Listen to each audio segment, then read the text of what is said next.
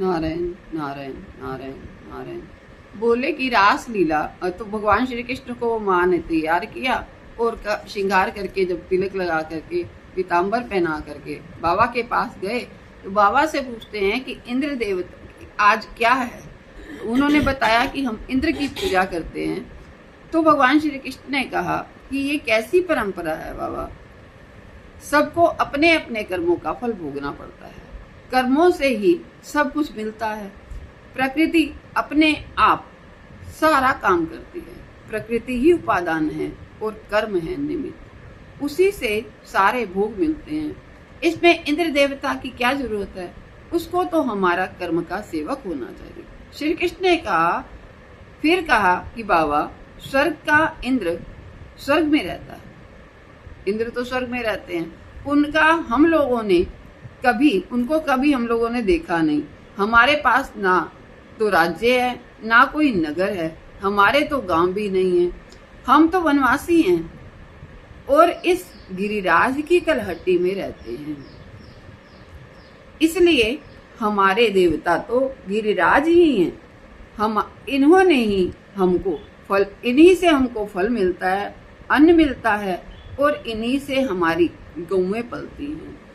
फिर आज आप लोग इन्हीं की पूजा क्यों नहीं करते? भाई गोवर्धन की पूजा तो तब करें हम, मतलब इंद्र की पूजा तो तब करें जब हमको उससे कुछ मिल रहा हो, परंतु यदि हमको गोवर्धन सब कुछ दे रहे हैं तो हमको गोवर्धन की पूजा करनी चाहिए, भगवान श्री कृष्ण कहते हैं। इस प्रकार ऐसा समझाते हुए श्री कृष्ण ने नंद बाबा तो मान गए, श्री कृष्ण की बात को मान गए भगवान श्री कृष्ण की नंद बाबा, और अन्य गोपों ने भी उनकी स्वीकृति में हाँ मिला दी, स्वीकृति दे दी। और कालात्मा भगवान इंद्र के घमंड चूर चूर करने के लिए तैयार हो। इंद्र पूजा के लिए जो सामग्री इकट्ठी की गई थी, उसी से नंद बाबा और ग्वालों ने गिरिराज की पूजा की। महर्षि कहते हैं कि जो इंद्र के लिए पूजा करने के लिए सामग्री इकट्ठी की हुई थी, क्योंकि इंद्र का मान जो भंग करना था, उसी सामग्री के साथ उसी दिन जो है उन्होंने जो पूजा इंद्र की होनी थी वो गोवर्धन की करवा दी। देखो यहाँ तो श्री कृष्ण बालक होते हुए भी साक्षात भगवान हैं, इसलिए उनकी बात दूसरी है। लेकिन आपको पहले भी बताया जा चुका कि यदि साधारण बालक भी युक्तियुक्त बात कहे तो उसकी बात मान लेनी चाहिए। ये नहीं कि बालक कह रहा है तो उसकी बात ना मानी जाए। यदि वो ठीक बात कह रहा है बालक भी, उसकी बात को युक्तियुक्त है तो उसको मान लो। हमारे शास्त्रों का यह कहना है कि बड़े बूढ़े भी युक्तिहीन विचार करें तो उससे धर्म की हानि होती है। कई बार बूढ़े भी हों परंतु युक्तियुक्त बात नहीं कहते, धर्म की हानि की बात करें तो उसको बेशक मत मानो, परंतु जो बच्चा युक्तियुक्त बात कहता है तो उसको भी मान लेना चाहिए। युक्तिहीन विचारेषु धर्महानि प्रजायते। इसलिए बड़े बूढ़ों को अपने अनुभव और दर्शन के अभिमान में बच्चों की बातों की उपेक्षा नहीं करनी चाहिए। कई बार बच्चे भी बढ़िया से बढ़िया बात, समझदारी वाली बात, आजकल तो बच्चे इतनी समझदारी वाली बात करते कि कुछ पूछो ही नहीं। हाँ, अब आप स्वयं देखिए कि श्री कृष्ण ने, अच्छा वो कुरेद के निकालते भी हैं, बीज की बात हमको नहीं दिमाग में आएगी, वो ऐसी ऐसी बात पूछते हैं कि बस कुछ मत पूछो। हमसे बोलता नहीं तो हाँ। उनको हर बात का जवाब सही चाहिए, सही चाहिए। पहले हम लोग मान जाते हैं मम्मी समझदारी मान गए, हाँ, परंतु उनको पूरा चाहिए। ऐसा नहीं, ऐसा क्यों तर्क पे तर्क करते हैं। अब आप स्वयं देखिए कि श्री कृष्ण ने इंद्र पूजा का निषेध करके कितनी बड़ी क्रांति की। उस क्रांति का परिणाम क्या हुआ? इंद्र का असली रूप सब ब्रिजवासियों के सामने प्रकट हो गया और उनका अभिमान चूर चूर हो गया। यह देखा गया कि किसी को कहीं से बराबर भेंट मिलती जाए, रोज भाई सबको आदर मिल रहा है तो ठीक है, तो उसको लेने का आदत पड़ जाती है। अब रोज सम्मान मिल रहा है, किसी को हम रोज दे रहे हैं कुछ, उसको एक आदत पड़ जाती है कि हाँ, जैसे हमको आदत पड़ गई ना कि हाँ गंगा जी का एक अभ्यास हो गया, तो ऐसे ही जिसको रोज भेंट पूजा मिल रही है उसको एक आदत पड़ जाती है, तो उसको एक आस हो जाती है कि ये देगा। फिर कोई भेंट पूजा ना दे बीच में तो उसको दुख होता है, क्रोध आता है, इस बार उसने भेंट पूजा क्यों नहीं दी। वह यह भी समझता है कि भेंट पूजा देने वाले की श्रद्धा पर निर्भर, ये नहीं समझता कि भेंट पूजा देने वाले की श्रद्धा भी तो है या नहीं है, उसकी श्रद्धा पे डिपेंड करता है ना, वो दे या ना दे। लेने वाले का उस पर हक नहीं है कोई भी, परंतु फिर भी लेने वाला जो है अपना हक मान लेता है कि हाँ हमको मिलना ही चाहिए। एक बार आदत पड़ जाए किसी चीज की तो हमको लगता है ये काम होना ही चाहिए, क्यों नहीं किया, ये हमेशा देता है तो अरे भाई कोई मजबूरी होगी, परंतु हमको लगता है कि नहीं अब हमारा हक बन गया। लेकिन इंद्र ब्रिजवासियों की पूजा पर अपना हक मानने लगे थे, इसलिए जब वह नहीं मिली तो वे ब्रिजवासियों पर नाराज हो गए। क्रोध मनुष्य और देवता को इतना अंधा बना देता है, दोनों को ही, मनुष्य हो या देवता हो, कितना अंधा बना देता है, इसका स्पष्ट उदाहरण उपस्थित हो गया। इंद्र ने क्रुद्ध होकर के मेघों से कहा, देखो ब्रिज में कितने गौएं हैं, पशु हैं, उनका सबका नाश कर दो। पशु नयत संशयम, हे भगवान अपराध किया गोपों ने और उनको दंड दे रहे हो गायों को। महर्षि कहते हैं कि अपराध तो किया गोपों ने, परंतु तुम दंड किसको दे रहे हो, गायों को। लेकिन इंद्र तो क्रोध के मारे आग बबूला होकर के विवेक नष्ट हो रहे थे, उनका तो विवेक लुप्त हो गया इंद्र का, इसलिए उन्होंने प्रलयकारी मेघों को आदेश दे दिया कि ब्रिज पर चढ़ाई कर दो। अब तो मेघों ने ब्रिज पर मूसलाधार वृष्टि आरंभ कर दी, चारों ओर बिजलियां चमकने लगी, आंधी का वेग प्रचंड हो गया, बड़े बड़े ओले गिरने लगे, ब्रिजवासियों में हाहाकार मच गया। वे सब श्री कृष्ण के शरण में ही चले गए और उनसे प्रार्थना करने लगे, रक्षा करो रक्षा करो, हे प्रभु हमारी रक्षा करो। भगवान ने कहा तुम लोग चिंता मत करो, गोवर्धन के नीचे आ जाओ, तुम सबकी रक्षा अपने आप हो जाएगी।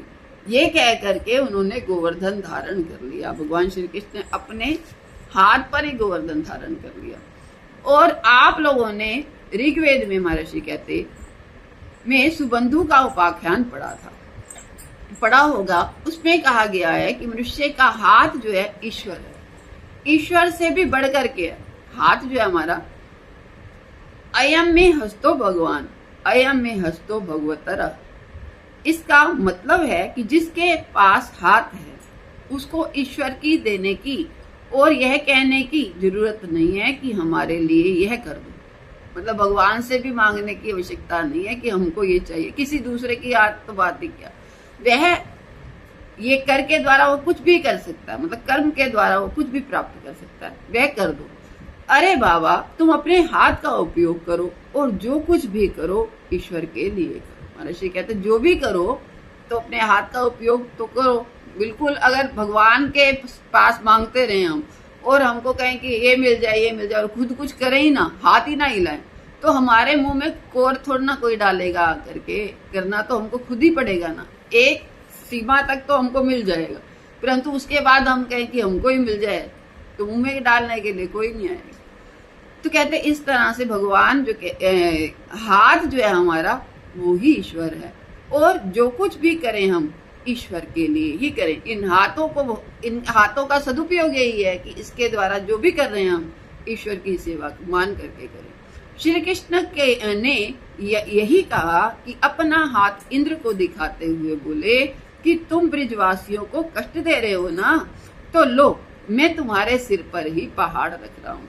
हाथ का देवता इंद्र, और इंद्र अब भगवान ने अपनी उंगली पर तो उठाया, मतलब इंद्र के सिर पर ही गोवर्धन रख दिया कि तेरे सिर पर ही मैं गोवर्धन पत्थर रख रहा हूँ, अब संभाल इसको।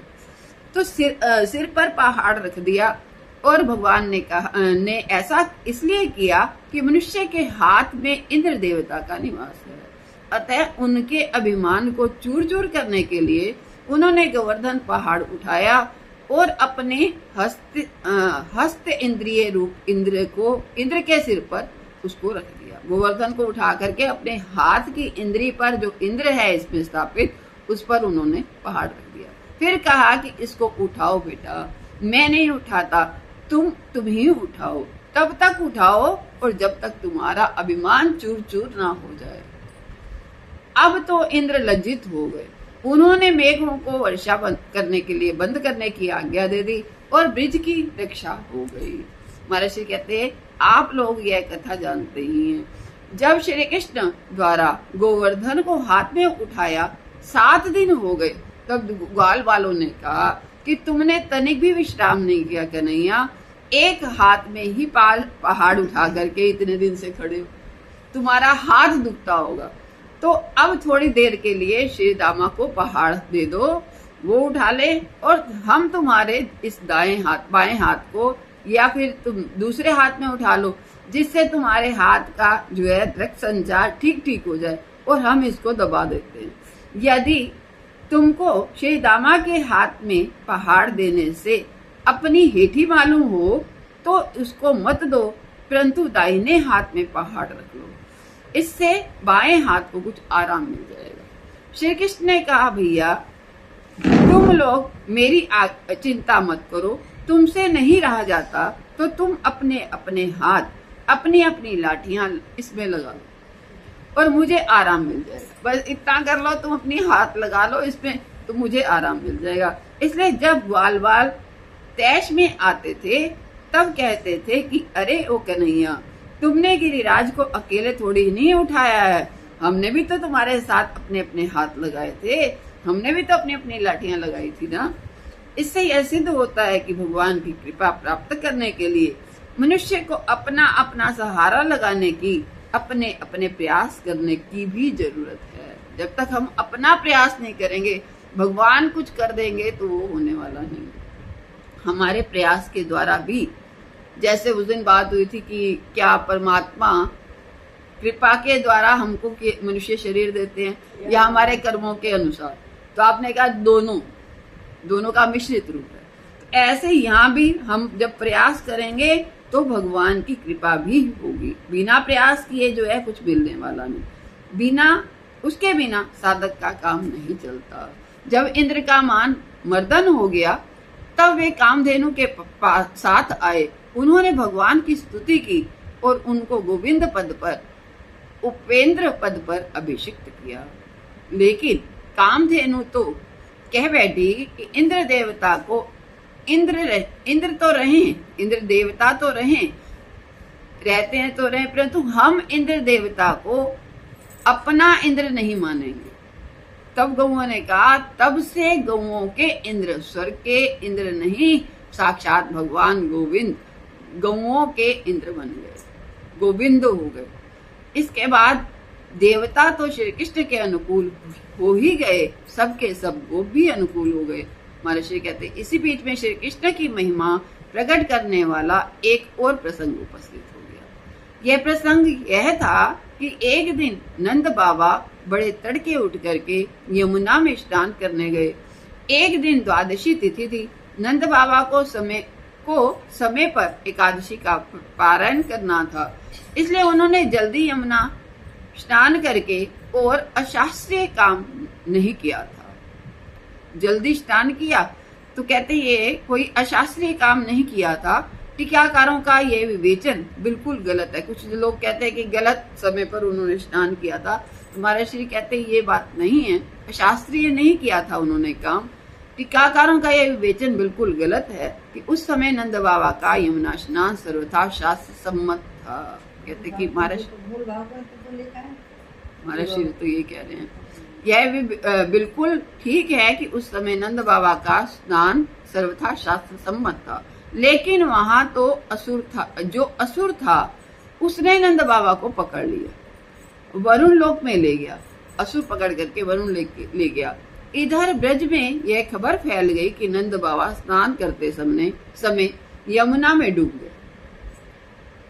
इससे समस्त ब्रजवासियों में शोक की लहर फैल गई।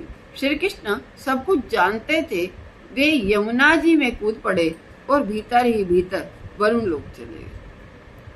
वरुण ने श्री कृष्ण का सम्मान किया, उनकी पूजा की और नंद बाबा वहां पहले से ही देखा, उन्होंने मौजूद हैं और वो सारे दृश्य जो है नंद बाबा ने भी देखा। वरुण द्वारा श्री कृष्ण की पूजा अर्चना देख करके बड़ा उनको आश्चर्य हुआ कि मेरे बेटे की पूजा हो रही है। मन ही मन बोले कि अरे मेरा बेटा इतना बड़ा है कि देवता लोग उसकी पूजा करते हैं। श्री कृष्ण नंद बाबा को लेकर के और ये सब देख करके पूजा करवा करके पूजा अर्चना होने के बाद भगवान श्री कृष्ण नंद बाबा को लेकर के ब्रज में लौट आए।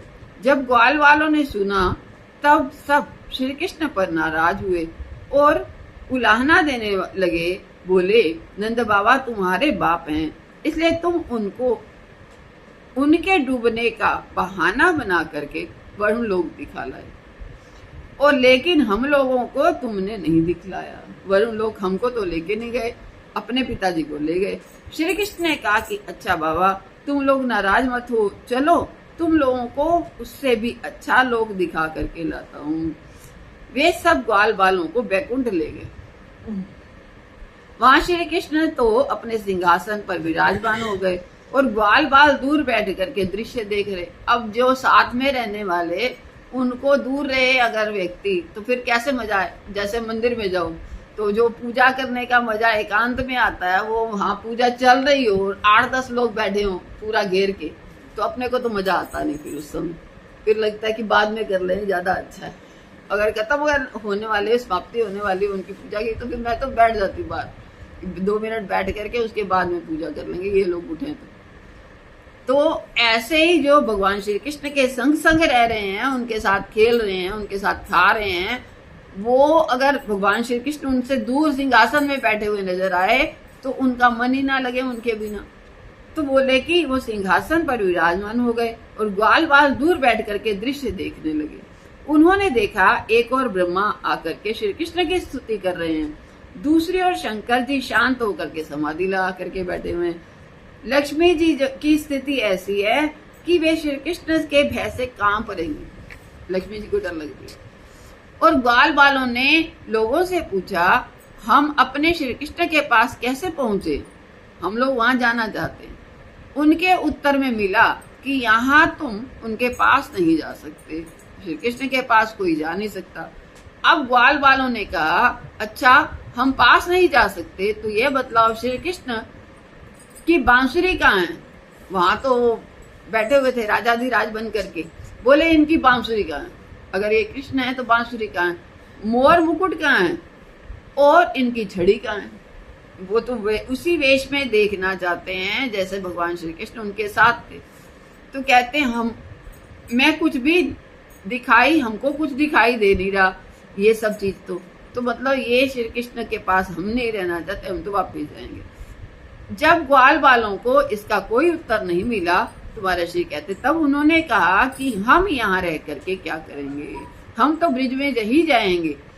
इसके बाद वे श्री कृष्ण के साथ जो है ब्रिज को ही लौट गए। इस प्रकार सबकी अनुकूलता प्राप्त कर लेने और सब पर अपना प्रभाव स्थापित कर लेने के बाद एक दिन वह दिन आया जिस दिन रास लीला होती थी। सुखदेव जी महाराज उसका वर्णन प्रारंभ करते हुए कहते हैं भगवान पिता रात्रि शरदो फुल्ल मल्लिका विक्षरन्तु मनश्चक्रे योग माया उपाश्रिता।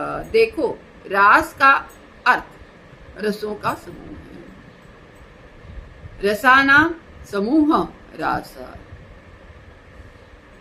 रस स्वरूप श्री कृष्ण का परमानंद ही रास के रूप में प्रकट हुआ है। रस एव रासः रसो वेशः रसम लब्ध्वा आनंदी भवति। क्योंकि रस पान करने वाले जितने अधिक होंगे उतने ही अधिक आनंद का विस्तार होगा और वह अनंत होगा। इस निश्चय के अनुसार श्री कृष्ण ने गोपियां बनाई, गोप बनाए, दिव्य वृंदावन बनाया और फिर उनकी रास लीला आरंभ हुई। रास कोई साधारण लीला नहीं है। उसके पहले गोपियों के संन्यास का वर्णन है। बोले कि ये रास लीला जो है वो कोई साधारण लीला नहीं है। गोपियों के संन्यास का पहले उससे वर्णन है।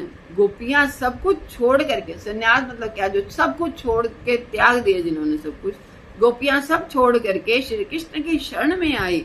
श्री कृष्ण ने पूर्व मीमांसा और धर्म का पक्ष लेकर के गोपियों के आगमन का निषेध किया, लेकिन गोपियों ने उत्तर मीमांसा का प्रश्न उठा करके श्री कृष्ण के निषेध को पूर्व पक्ष बना दिया और स्वयं को उपनिषद के उत्तर पक्ष में स्थापित कर दिया। वहां धर्म और मर्यादा के नियम लागू नहीं होते।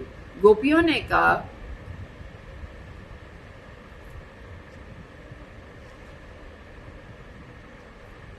यह गोपियों का प्रणय गीत है। इसमें उन्होंने अपना स्वरूप प्रकट किया और कहा, श्री कृष्ण तुम्हारे बिना ना हमारे प्राण हैं, ना हमारे जीवन ही है।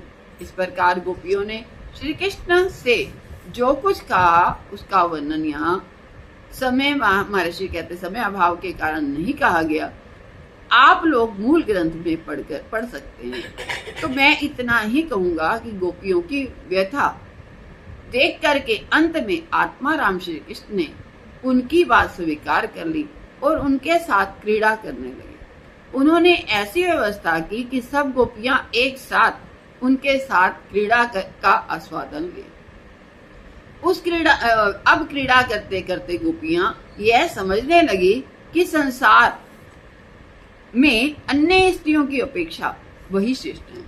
अब उनको अपने ऊपर मान हो गया कि हम जो है सबसे ज्यादा श्रेष्ठ हैं। यह उनकी भूल थी, क्योंकि अपने प्रियतम को छोड़ करके दूसरी ओर अथवा अपनी ओर देखना, दूसरे शब्दों में परमात्मा को छोड़ करके अहम और इदम पर दृष्टि डालना प्रेम में बाधक है। देखो, जब हमारा अपने शरीर पर ध्यान चला जाए या संसार पर चला जाए, जैसे वो चतुर्श्लोकी भागवत है, उसमें दो बातें हैं। एक तो सब परमात्मा रूपी है और एक दो बात कहती है हमारी श्रुति, एक तो सब परमात्मा रूपी है, एक नेति नेति करके।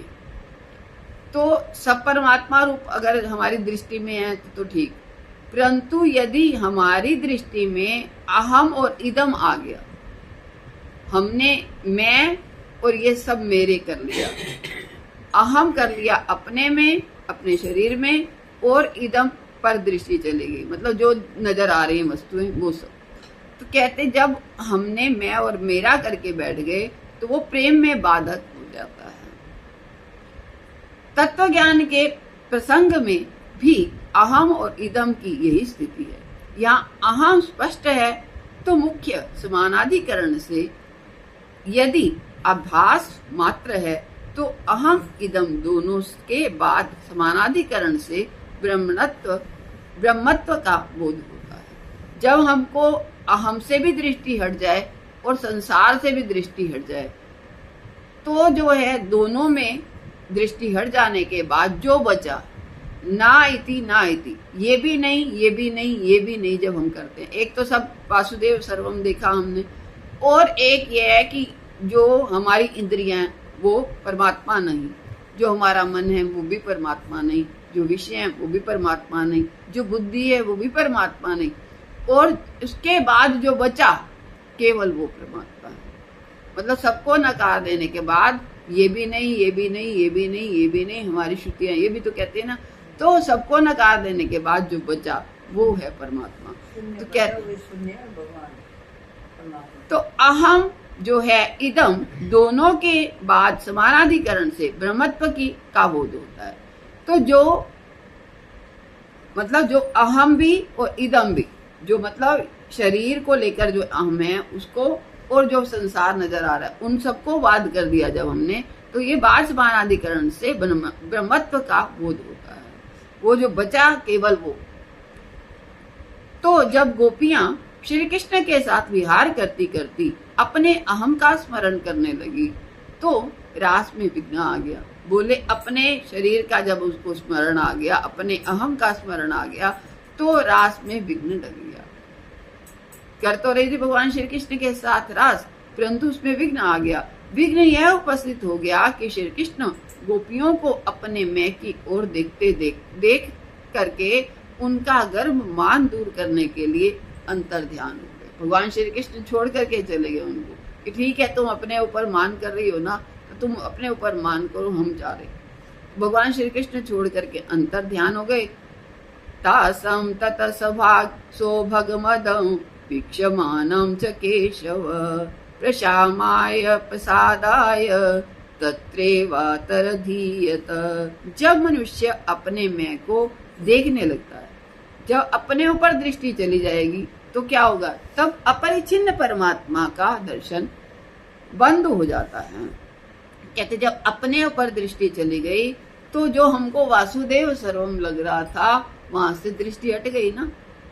जब हम सूर्य की ओर देखते हैं तो अपने ऊपर नहीं दृष्टि जाती, परंतु जब अपने ऊपर दृष्टि आ गई तो सूर्य जो है हमको दिखेगा नहीं। तो ऐसे ही परमात्मा दिखना बंद हो गया और अपने अहम पर दृष्टि आ गई। चाहे परिचिन्न इदम को देखो, चाहे परिचिन्न अहम को देखो, परिचिन्नता तो परिच्छेद सामान्य अत्यंत अभाव से अधिष्ठान में दिखाई पड़ने के कारण दृष्ट ही नहीं होती। अपने अधिकरण में जिसका अभाव होता है वह वस्तु सच्ची नहीं होती। कहते जब अभाव होता है तो वो वस्तु सच्ची नहीं है। इसलिए मतलब जो परमात्मा तत्व है उसका कभी अभाव नहीं है, और जो संसार की वस्तुएं हैं वो सदा रहने वाली नहीं है। दोनों बातें। तो ये जहाँ अभाव हुआ तो मतलब ये चीज जो है सच्ची नहीं है।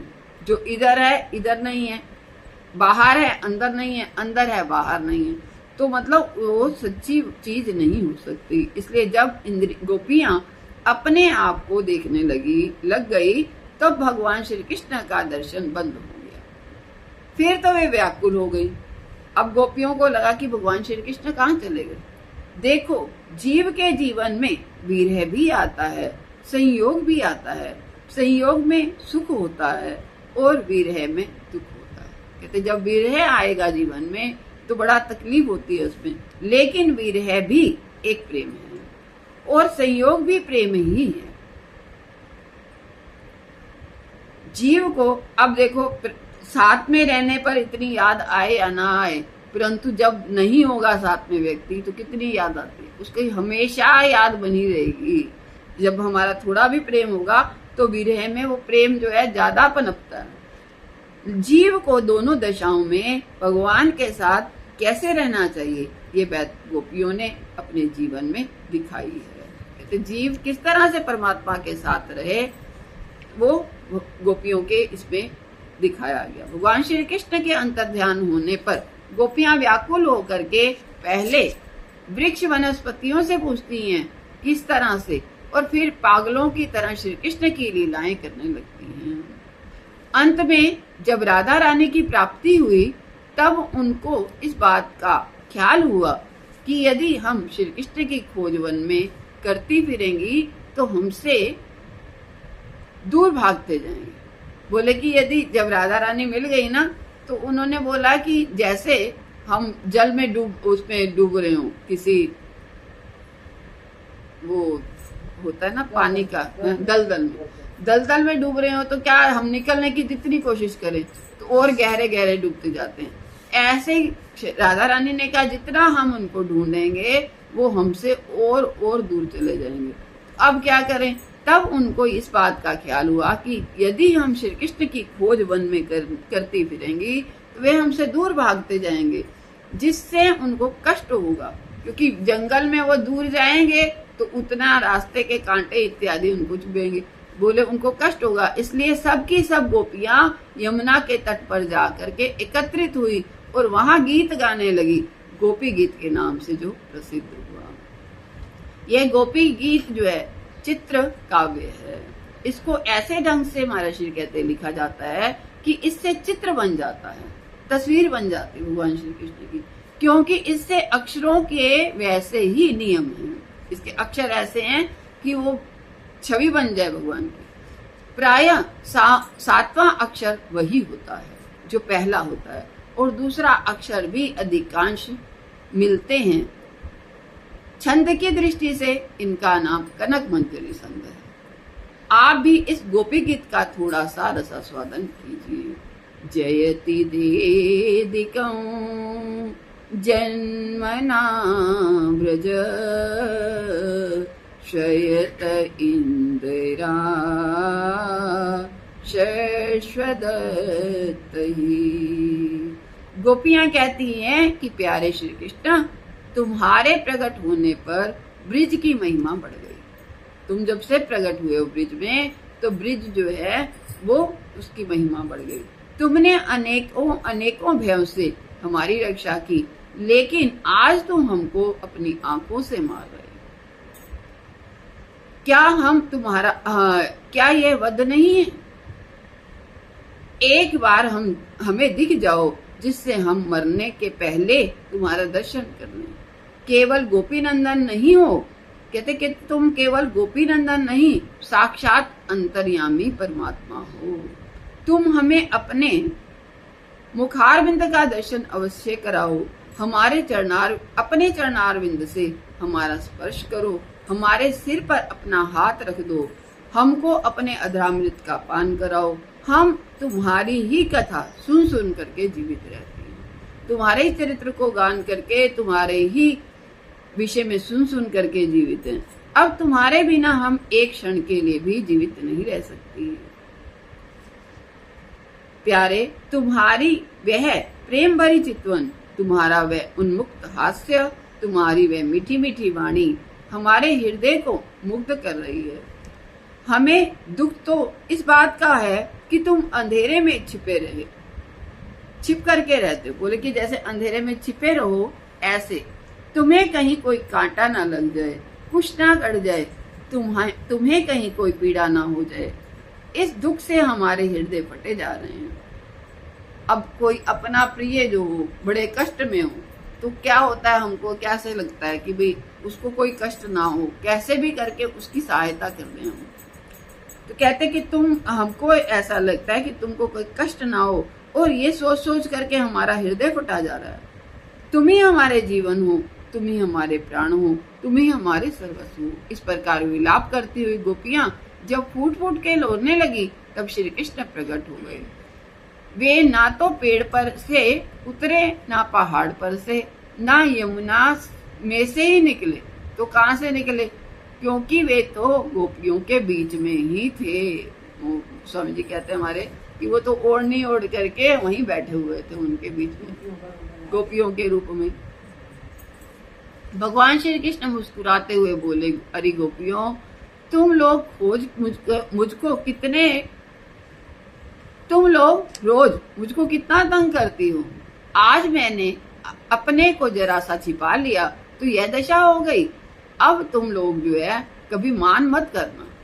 अब तो गोपियों ने अपने प्रियतम श्री कृष्ण का बड़ा भारी स्वागत सत्कार किया, और यमुना तट पर अपनी अपनी ओढ़नी, वो जिससे नाक मुंह पूंछा था, रोई थी, वही उठा करके उन्होंने बिछा दी और बोले इस पर बैठ जाओ, और उसी पर भगवान श्री कृष्ण को बिठा लिया।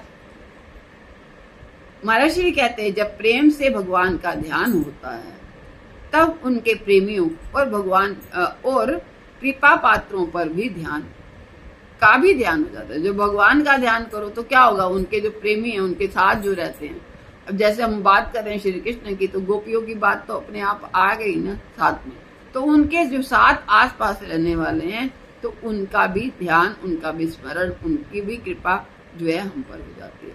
कृपा पात्रों का भी ध्यान हो जाता है। यहाँ तक कि भगवान जिन वृक्ष लताओं का स्पर्श करते हैं, जिस भूमि में विचरण करते हैं, उसका भी ध्यान हो जाता है। ध्यान तो जो वस्तुएं आती हैं उसमें, ध्यान में जो वस्तुएं आती हैं उनमें लौकिक भौतिक जड़ वस्तु नहीं होती। बोले कि कोई भी जो है भगवान श्री कृष्ण के साथ जो भी वस्तु है वो कोई जड़ नहीं है। तो संत तो इतना भी कहते हैं कि जो हम बर्तन भी रखते हैं भगवान श्री कृष्ण भगवान के पास में, वो भी चिन्ह में है, वो भी जड़ नहीं है। वह हमको एक तो कहते हैं वो हमारे जो भी मिलता है हमको जड़ नहीं है। इसलिए लौकिक भौतिक वस्तु जड़ नहीं होती, वे तो ध्यान की वस्तुएं होती हैं। इसलिए उन सबको चिन्मय कहते हैं। यह जो इंद्रियों का राज्य है जिसमें हम लोग व्यवहार करते हैं, वह हमको एक विलक्षण सृष्टि में पहुंचा देते हैं। इसलिए ध्यान की महिमा है। तो चलो वृंदावन की उस दिव्य भूमि में, जहाँ कि श्री कृष्ण यमुना तट पर रास लीला के लिए उद्यत बैठे हैं। वहाँ श्री कृष्ण निर्गुण नहीं सगुण हैं, निराकार नहीं साकार हैं, देवता नहीं मनुष्य के रूप में हैं, परंतु सर्वांग सुंदर है।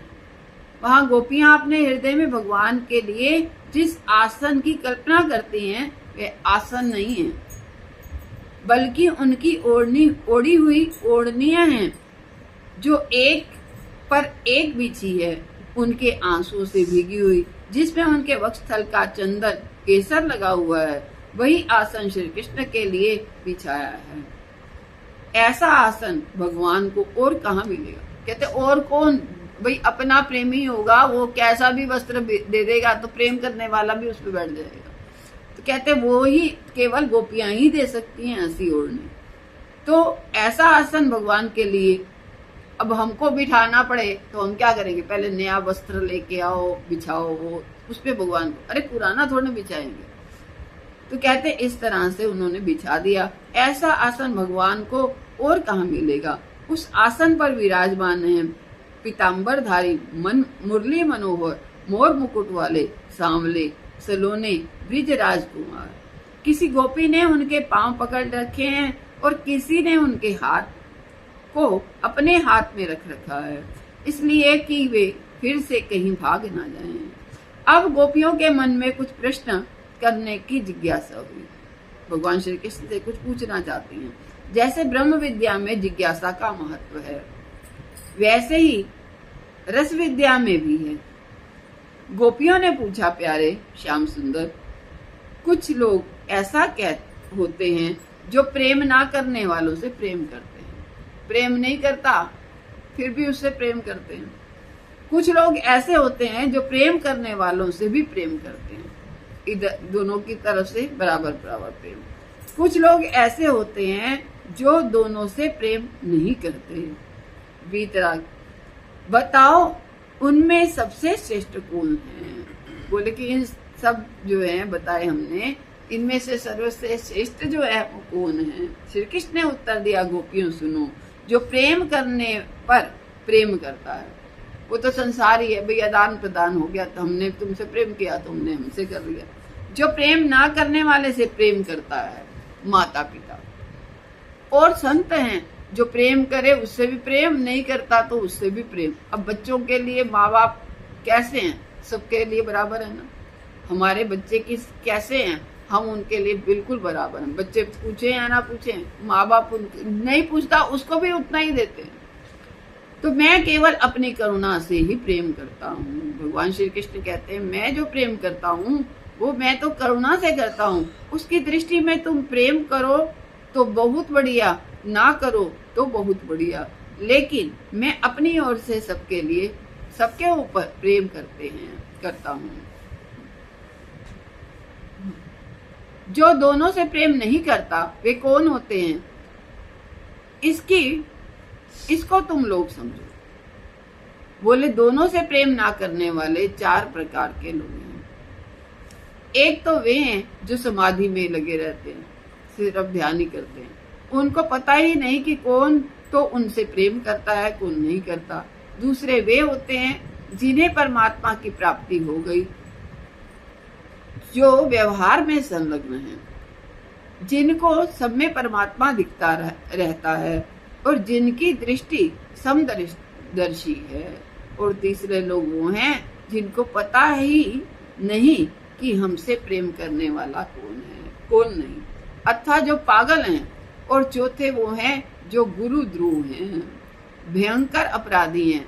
ऐसे लोग ना तो प्रेम करने वालों से प्रेम करते, ना नहीं करने वालों से प्रेम करते, ना तो केवल स्वार्थी, वे तो केवल स्वार्थी हैं, दूसरों को दुख देते रहते हैं।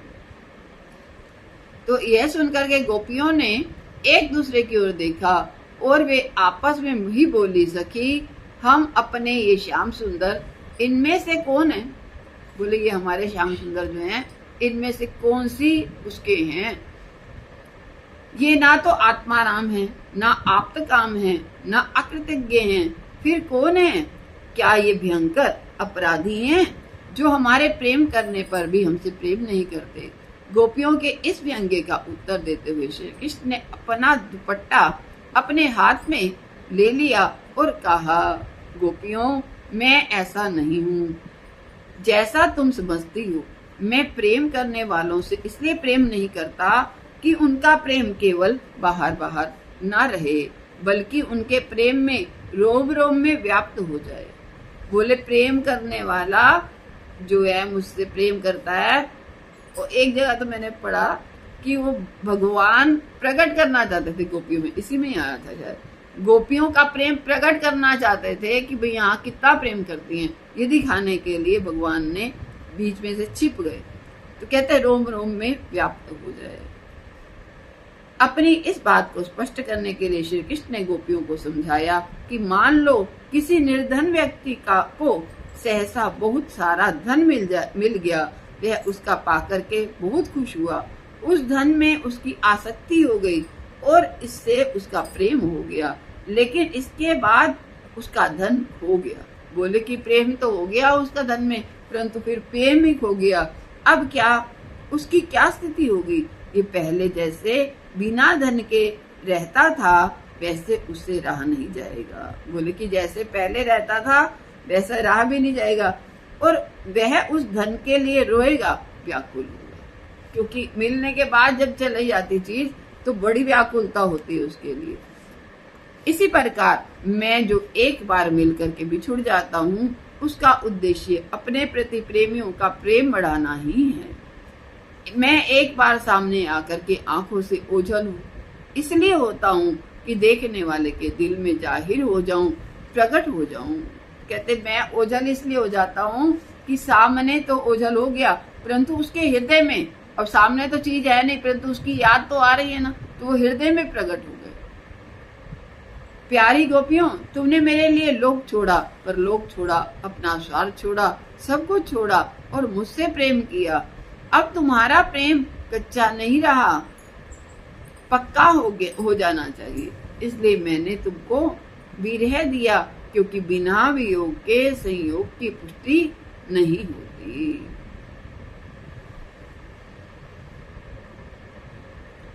रही बात मेरी, सो तो मैं तुम्हारा ऋणी हूँ। गोपियों, यदि मैं ब्रह्मा जी की तथा अपनी ईश्वरीय आयु से अनंत काल तक भी तुम लोगों के ऋण से उऋण होने का प्रयास करूंगा, तो कभी तुम्हारे प्रेम से उऋण नहीं हो सकता। भगवान श्री कृष्ण कहते कि मैं तुम्हारे ऋण से उऋण कभी हो ही नहीं सकता। श्री कृष्ण के मुंह से यह सब सुनकर के गोपियों के हृदय में जो विरह व्यथा थी वे दूर हो गई और रास नृत्य आरंभ हो गया। रास नृत्य के 3 रूप होते हैं। रास नृत्य यह है कि एक श्री कृष्ण और अनेक गोपियां, एक नट और अनेक नटी, और इसको हिलिसक नृत्य कहते हैं। नाट्य शास्त्र की परिभाषा के अनुसार एक ही नट इतनी फुर्ती से ताल लय पर नाचता है कि सब नटियों को जो है अपने सामीप्य उसका बोध होता है। वे समझती हैं कि नट मेरे साथ ही नृत्य कर रहा है। इस तरह से भगवान श्री कृष्ण रास करते हैं, और रास के बाद जो है जो प्रसंग आएगा उसको हम लोग कल करेंगे। महाराज श्री की वाणी उन्हीं के चरणों में समर्पित करते हुए 2 मिनट के लिए नाम संकीर्तन करते हुए वाणी को विराम देते हैं। जय राधे कृष्ण गोविंद गोपाल, राधे माधवा, राधे कृष्ण गोविंद गोपाल, राधे गोपाल, राधे माधवा, नंदलाल, राधे माधवा, गोपाल, राधे माधवा, नंदलाल, राधे माधवा, राधे कृष्ण गोविंद गोपाल, राधे माधवा, राधे कृष्ण गोपाल, राधे माधवा, राधे कृष्ण गोविंद गोपाल, राधे माधवा, गोपाल, राधे माधवा, नंदलाल, राधे माधवा, गोपाल, राधे नंदलाल, राधे माधवा। जय राधे कृष्ण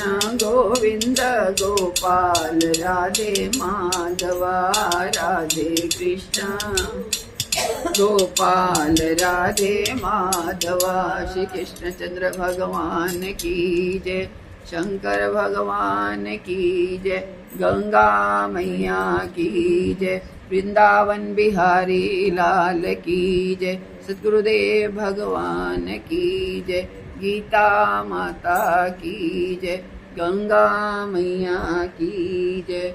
नारायण नारायण नारायण।